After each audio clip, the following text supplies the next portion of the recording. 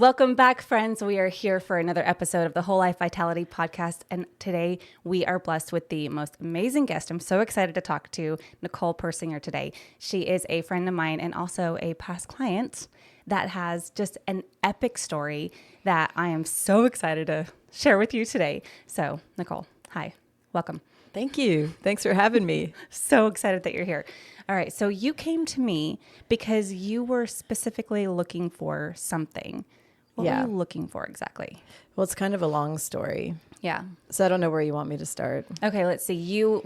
Let's start when you came to me. When I came to you, it was because I'd heard about you from a lot of people. Your name was being dropped. I didn't know I needed you at the time. Yeah.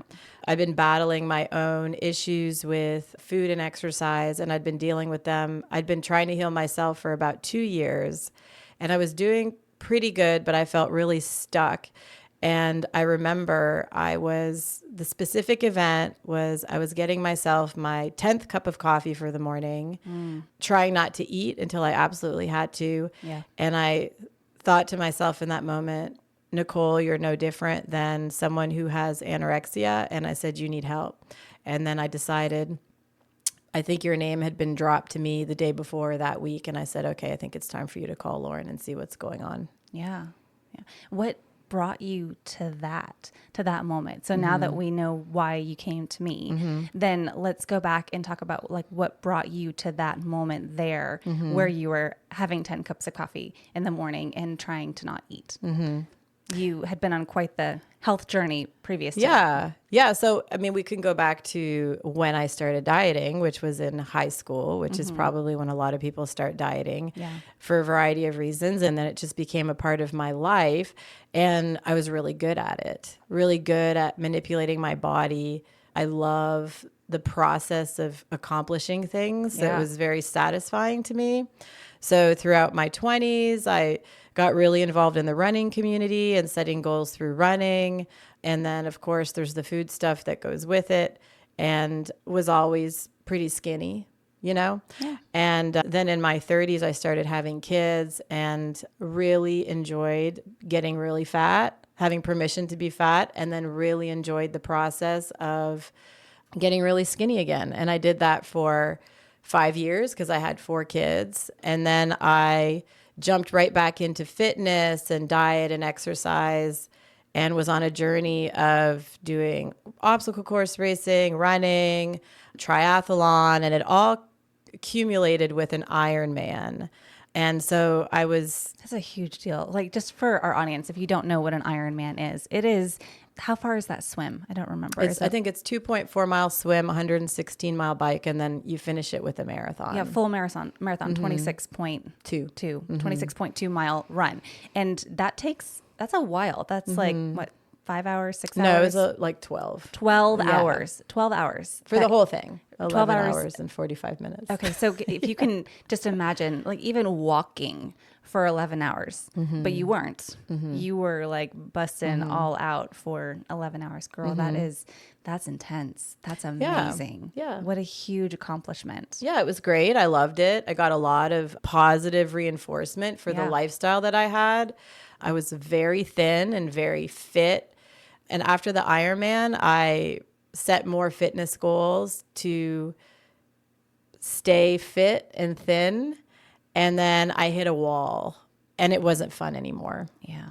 And then I had this whole internal crisis of, I don't want to do these things anymore, but I don't want to be fat. Right. So yeah, that was tough. So then I knew that I couldn't continue because I was miserable. So I started doing some things on my own. I realized, I've done a lot of reading, I read a lot, that I had to stop dieting. It all kind of happened kind of gradually. So I stopped.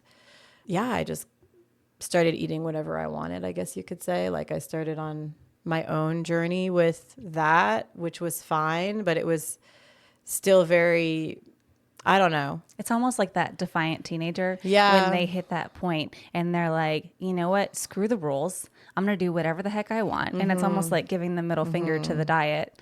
And you're like, I'm going to do whatever I want. Yeah. And nobody can stop me. So there's a book called The F It Diet, and I read it, and it was so helpful because it it's kind of an FU to diet culture. And I realized I had to get out of diet culture, but it was really hard because I was a personal trainer and I was this athlete person it was very much a part of my identity, the way I looked and the things that I did. And I didn't want that anymore. Yeah. And then there's the whole fat phobia thing. So then I had the fat phobia. And so it was a really uncomfortable place to live in. So I just gradually started to allow myself to eat things and to not have any rules because I'd had so many rules for so long. And then I got to a certain point where I just had to stop exercising and stop dieting. And I was about 2 years into that when I decided to come and see you, because I had gained probably since my Ironman weight, I'd gained 30 pounds, which was probably not an ideal weight anyways. That was pretty low for you. Yeah, for me, it wasn't healthy, but I was doing the no rules, but there was something in me that it's like, there's something unresolved here. I'm still not okay in my head. I'm still doing the behaviors, but I'm eating the wrong foods, and I still wasn't at peace, I guess is the word. I wasn't at peace. Well, and so even working with a personal trainer, we can get you to any goal. We can help you get where you want to go. And that's why I ask clients, what do you want? Like, are you coming to me for a 6-pack? Because let's be fair, a 6-pack is not going to be sustainable for the rest of your life. Or are you coming to me to create healthy eating habits? Which one do you want? Yeah. And, to be fair, he gave me exactly what I wanted. Yeah. But it wasn't healthy. Right. Right. Like but he didn't know. Right. I guess for some people it would be fine. Yeah. Right. But for me, it wasn't. Well, and you have a dive straight in personality, like just go all out, hit every goal, which is amazing. But in that way, learning to live in the nuance is more complicated. It was complicated. Yeah. Yeah. So part of the reason why I wanted to talk to you today is because I've been doing this for a really long time. Like, okay, not to tell my age, but like over 20 years, right? Been doing this for a long time. And in all of those years, I have never had anyone come in and see me and make the kind of changes that you made. We were, what was that, 90 days maybe? From start to finish, and you were a different person. Every single week you would come in and we would have our conversation and we would work through things, and you would go home and you would actively change over the course of that entire week, sending me messages saying, this is what I'm doing to change. And then the next week come in ready to go with the next thing, and night and day, that 90 days. What did it feel like transitioning that quickly?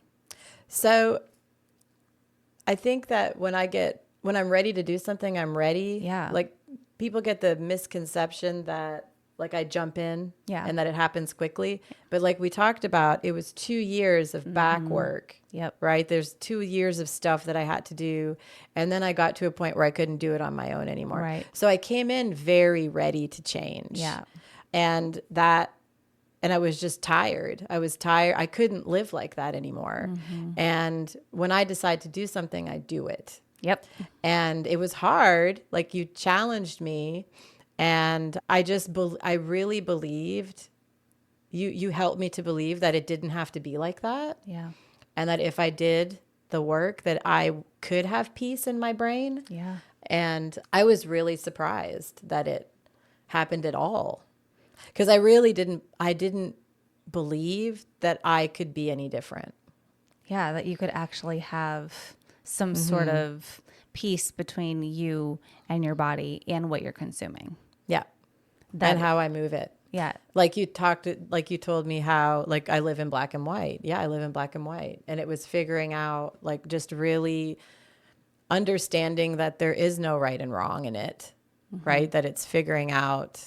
You would ask me questions like, what do you want your body to look like? And I'm like, I don't know, or what do you want to eat? I didn't know. I could not go into the grocery store. Like, I cried before I went into the grocery store. And it's just really embracing the process. Like, I think that you just have to be ready to do the things that you're told to do. And then if there's resistance, to examine the resistance. So that you can move past that, or you'll just stay stuck where the resistance is. Yeah. And I think that's so many people because, yes, you were on the side of eating disordered, dare I say, because any kind of eating where you're kind of all over the place like that, it is a form of disordered eating. But you are on the side of that where you're just like, fine, I just won't. And I think so many people are stuck in the land of, I can't think about it. I'm uncomfortable. I'm unhappy with who I am. And all I want to do is be happy. So they're in the like, screw it mentality where they're like, I'm just going to eat whatever I want. I'm going to eat whatever tastes good, whatever makes me feel good in that moment. And part of it is just because of the overwhelm of figuring out where do we even start? There's too much information, right? And you don't know. And none of the information is right or wrong, but no one really asks themselves, like, we don't ask ourselves, what do we want? Yeah. Not what are we told we should want. So it's really, I didn't know what I was supposed to want or what I was supposed to be. And it's figuring out that, yeah, what your own voice is, I guess, in the whole thing. And, you mentioned disordered very recently. So I've made so much progress. I am addicted to weighing myself. Yeah. Okay. So that's something so I'm doing a lot better. And I weighed myself and I lost weight. How did that feel? Well, unfortunately, it felt good. Yeah. Okay. So I found myself in this tricky space. And then I had to use the word anorexic with my friend. I'm like, there's no difference. If your brain is like smaller is better at any cost, that's not okay. And like for me to say it out loud now, it was really important for me to do that and to say, no, Nicole, you cannot weigh yourself. It's not, and I know the information isn't important, but for me, like it gives me a dopamine hit. And to actually say it out loud and acknowledge the fact that cannot be a part of what you do. Well, and I tell my clients, and I know we've talked about it, the scale is a tool. And if it is not controlling you, then fine. It's just a way to measure, But if you can't step on that scale and have it not affect you, then you have no business stepping on the scale. I will only get on the scale if I know that I will love myself and care for myself and feel the exact same way about myself, no matter what that scale says. And if I'm excited to step on it because I'm like, oh, it might be down a little, or if I'm nervous to step on it because I'm like, oh, it might be up a little, then I have no business getting on it because it doesn't represent anything about my actual value. So that was a lesson learned last week. Because I had a steady trend. I was trending down and I was liking it. And then it was the weekend and I was, of course, every day you make choices around food. Yeah. And I felt myself making the choices for the wrong reasons, not based on how full I was or what I needed to nourish my body or what I felt like eating, but it was to make the scale go down. So then I had to check in with myself and be real. And I did. And that's where how my mind is so different. Yeah. Like I can actually make decisions about food and exercise that have nothing to do with being skinny. And that's the biggest change. Huge. Yeah. Everything, if I really break down all of my habits for my whole life, it was to be skinny. Isn't that so interesting? And, we were raised before the social media era, and I know that a lot of disordered eating has come out of that, but we were surrounded by those fashion magazines. And I mean, we lived through the heroin chic of the 90s and that's what people wanted. It wasn't even to put on muscle, which I feel like now it's a little bit healthier because it's, how strong can I be or how much muscle can I have? But we just wanted to be thin, like 12-year-old little boys. And that is, especially when it's a part of your upbringing and you have to go all the way back to your childhood to kind of dig into the reasons of why do I want to be this way and what happened at that point that solidified that as a core memory. That's deep work that you're doing. This isn't as simple as don't go through the drive-through. No, it has nothing to do with the drive-through. Right. Like at all. Yeah. It has nothing to do with food. I mean, of all the time that we sat here and talked, we never talked about food. Almost never. It was so rare. I mean, if we were talking about food, then it was go into the store and buy what you want. Yeah, and it was how I responded to what you asked me to do. Right. That's where the information was what happened when you asked me to do that and I couldn't. And why did I get angry when you asked me to do that? Right. Right. So that's where, and then you identify that, and then it was like all of that was kind of resolved. And then I was able to continue to explore what I want to eat. Yeah. What do I want to eat? And like that, I have freedom. I don't, like we talk about, my kids use the term food noise. So it can be two things, right? It's like food noise, just preoccupation with food, I would say. Yeah. And I would say my food noise was 100, like at the worst. So you can't hear anything else. That's all you're thinking about. What I'm going to eat. What am I going to eat? What can I eat? What can I not eat? When am I going to exercise? How much am I going to exercise? Is it enough? Did I burn enough calories? All of that. And I would say my food noise is 0. But then when I was weighing myself, that's when I was able to identify, okay, this feels different. Like everything was feeling so good. You were making your food choices and your exercise choices based on what your body needed, and it had changed. And I was able to see that it had changed. So the food noise had gone up. I think that's such an important thing to realize when it comes to any kind of addiction is that, alcoholics, they'll tell you, I'm an addict. I don't drink alcohol anymore, but I'm an addict. And that is addiction. So here, even with something like disordered eating, you're an addict. I'm an addict. We are recovering always. So if you let those habits kind of slip, you'll start to notice, oh my goodness, now the noise is going back up. Now these things that I thought that I had dealt with past tense are all of a sudden coming to the surface again because they're always there. The further you get from them, they get quieter and quieter and quieter. But you give them an inch and they'll take a mile. And it's also being able to identify what's dysfunctional for you. So like what I was doing before, people would call intermittent fasting. Yeah. Right? And a lot of the things I was doing, I wasn't purging. Yep. Right? I was eating. Yeah. But I was trapped in my brain. Right. So it's being able to know that for me, that's not okay. But it's okay if it's okay for someone else. And that's another thing. 100%. That's what I was going to say. Intermittent fasting really works for some people. Just like eating, 10 tiny meals throughout the day and snacking all day long really works for people. Or eating just one meal a day really works for some people. And it turns into a disorder when it's controlling you, when that noise is really loud, and when you're telling yourself, I can't do these other things because I will be a bad person or I will shame myself if I don't stay with this exact thing. So if you have peace with where you are and that's working for you, wonderful, whatever that is. If it is controlling you, maybe take a look at it. Yeah. Yeah, 100%. So then it's like going out with someone who can drink, but you can't. Yep. So my husband's been on a health journey and he's lost a bunch of weight and so the scale is right there. Yeah. Right. So that's problematic for me, but it's like, I'm the one who has to not get on the scale. He can get on the scale. It's fine. It's a good tool for him. It doesn't mean the same thing. It doesn't mean the same thing for me. So it's like, and like you said, you constantly have to think about it. And then I have to constantly catch myself. Why am I not eating? Yeah. Right. Or that kind of thing.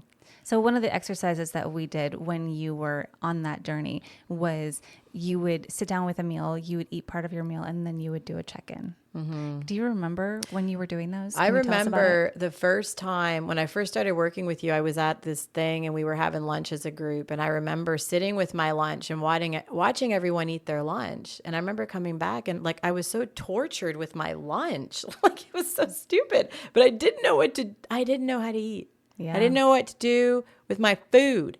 And I asked you, I said, doesn't everyone feel this way? And you said, no. And I was like, what? Some people do, but no, not everyone. Yeah. So it was, it was such a process that I had to learn to, just be with my food. Yeah, it was either scarfing it down and not tasting it and then being overfull or afraid to even touch it. Yeah. So then one of the things that I encouraged you to do was to eat half your meal and then do a check-in Yeah. with So yourself. I started using like the thermostat. Like I would tell myself, okay, I want to be 72 degrees when I'm done eating. So, you kind of turn it into a game, or you turn it into something interesting and fun, so that when you're sitting down with your food, to like, can I get this right? But then without shame if you don't, like just observing yourself. Okay, I ate too much. Okay, so what am I going to, because I was 90 degrees when I finished, right? So it's like getting it just right. And then really deciding, like, what do I want to eat? And then not having to eat it all, because you can have more later. Yeah. Right? It's not like an all or nothing thing. Like when I could only, like I was remembering when I had Cake Friday, I could only have cake on Friday. Wait, hang on. Like Cake Friday was like a holiday. Every Friday was Cake Friday. Every Friday was Cake Holiday. I'm just thinking, if every Friday was Cake Holiday, you like how I called it Cake Holiday, was Cake Friday for me, I feel like I would only eat cake on Friday. As in, like, I wouldn't eat anything except cake on Friday. Yeah, but then you only think about Friday. Yeah. That's all you think about is Cake Friday's coming. So anyways, it's like now it's okay. I never thought that I would be able to sit down with a piece of cake and be like, I don't want to eat it all. Like I was like, what? How is that even possible? Yep. Because there's no restriction. There's not Yeah. Cake Friday. You can have cake anytime you want to. And I actually don't want the rest of this cake, so I'm not going to eat it, and just, so for example, just, it's amazing. That's all I have to say. Just to have this awareness, like I could go through like a day, like I wake up and I'm like, okay, I eat part of this sandwich and I'm just really aware. And I'm like, okay, I didn't want the rest. Or I'm just, I didn't eat very much yesterday, so I probably will eat more today because I wasn't hungry. Yeah. Or just being, why did I not eat a lot yesterday? Being mindful of that. Like it's mental gymnastics, but in a good way. Yeah. Of awareness. Yeah. I feel like I live in awareness and I'm not punishing myself. And that's the biggest deal right there. Yeah. Because it makes such a huge difference when you can see the box of Oreos and say, I'm only going to eat one, or I'm only going to eat two. And then you eat half the sleeve, or you eat the entire box of Oreos and then you shame yourself, versus you see the box of Oreos and you say, I can have as many as I want, as many as I want.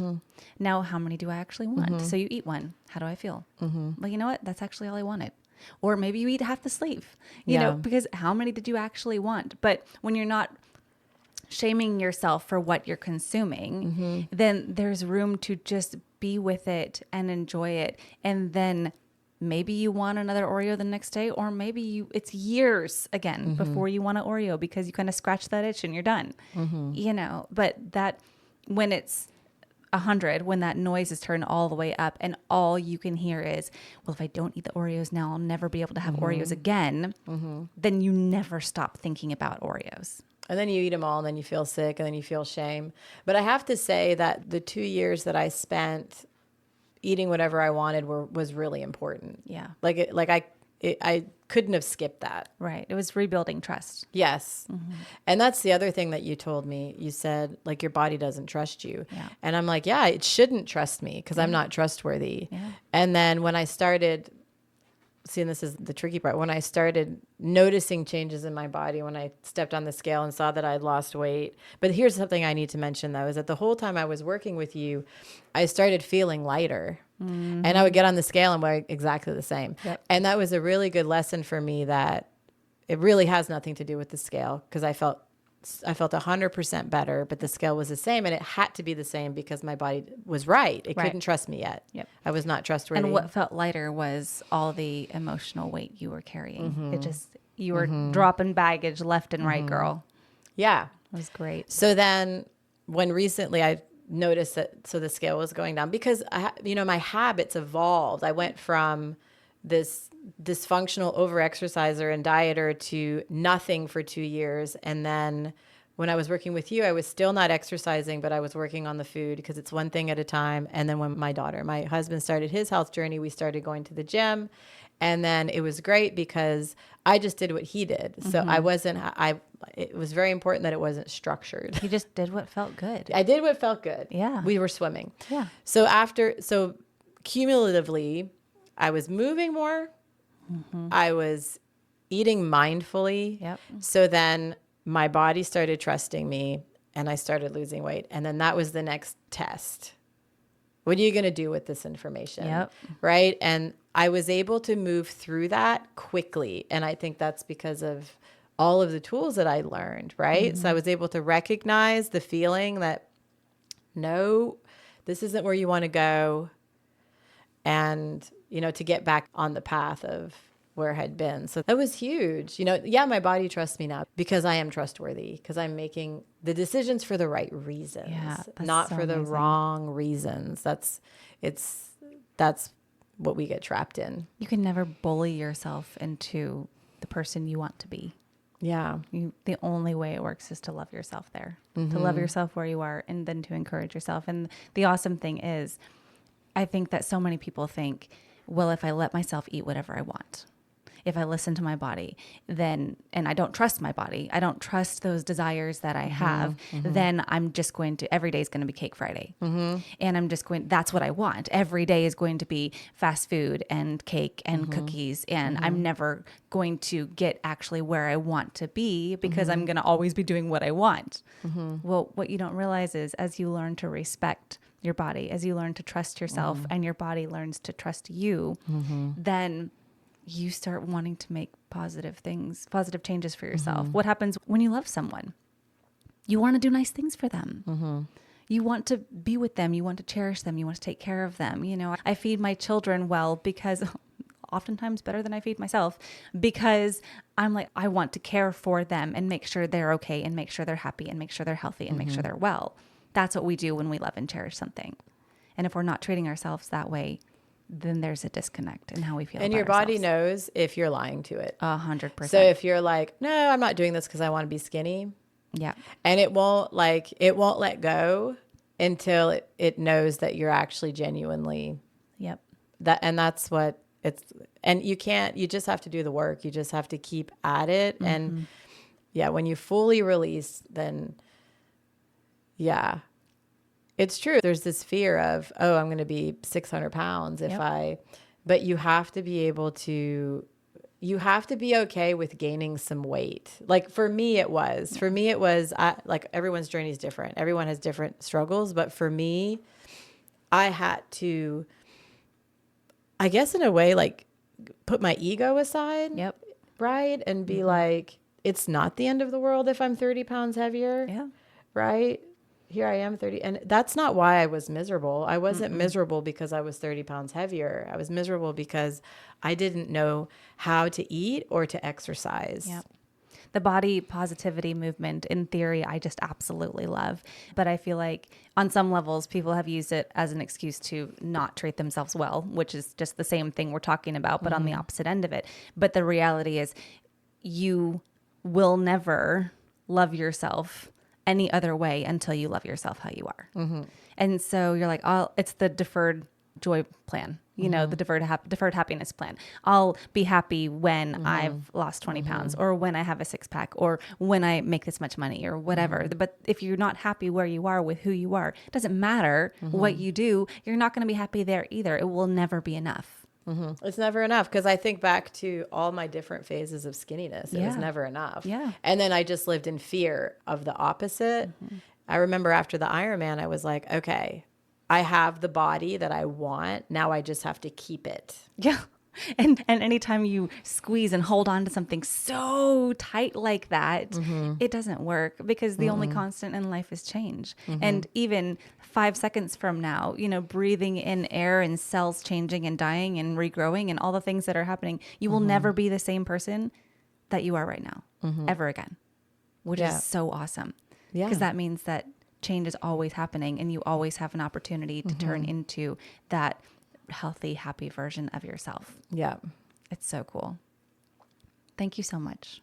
Thank you. I just have loved working with you. You have been such a joy to have as a client, as a friend, as just getting to know you has been so wonderful. If there's anything that you wanted to give our listeners as a takeaway, as like, go home, do this, is there any like thing that you would do to kind of start them in that direction or on a new path? It's all about awareness, right? So it's just being really honest with yourself about what's going on and not being afraid to look at it. Because if you can't look at it, then nothing's going to change. Yeah. So it's just, and then finding the people that will help you dig. And not being afraid to be vulnerable, and just to know that it's not about the food. It's not about the exercise. Like, it's not. This is an internal you on you healing, you on you dilemma, you on you figuring things out. There's never going to be the next right diet that's going to help you fix all your problems. And there's no better person to get you there than Lauren, but you have to be ready. Yeah. You have to be, you know, she's not the one who does it for you. Yeah. But if you're really listening and then you really apply it, that there is freedom from food, there is freedom from the noise, regardless of what that noise looks like for you, because it looks different for every person. Right. And what's amazing about Lauren's approach is it doesn't matter what your underlying issue is. It's it's the same deal. It's the same deal. Yep. Disordered is disordered is disordered is disordered. Yeah. And all of it is just right here. And all of it is just that stepping stone, that wall that's in between you and what you want. And right there on the other side of that wall is what you want. So, well, and really asking yourself, what is it that I want, and why do I want it? And is that really what I want? Yeah, that's absolutely. the hard question. And sometimes over the course of that process, the want changes. You know, maybe you start out, I have so many people come to me, they start out and they say, well, I just want to feel better. I want to be healthy. Okay, well, what does that look like? And when you start digging into what that looks like, then you realize that the desires change. And that's okay, because constant change and constantly evolving is what the whole thing is about. It's so amazing. Thank you so much for being here today, Thank Nicole. you for having me. You're This is just fun. such a freaking cool human being. I just love you so much. Thank you so much for joining us here today, friends. Make sure that you like, subscribe, follow. Nicole, can we plug your social media here so that people can follow you if they want to? Yeah, I don't have a personal one. But we can plug the nonprofit is One More Moment. Yeah, so they can find you and they can kind of see what you're doing. And, you know, anywhere Whole Life Vitality, anywhere there's social media, you can find Whole Life Vitality. Find us everywhere. Make sure you hit that bell and share with a friend. Thank you so much for being here today, friends. We'll see you later.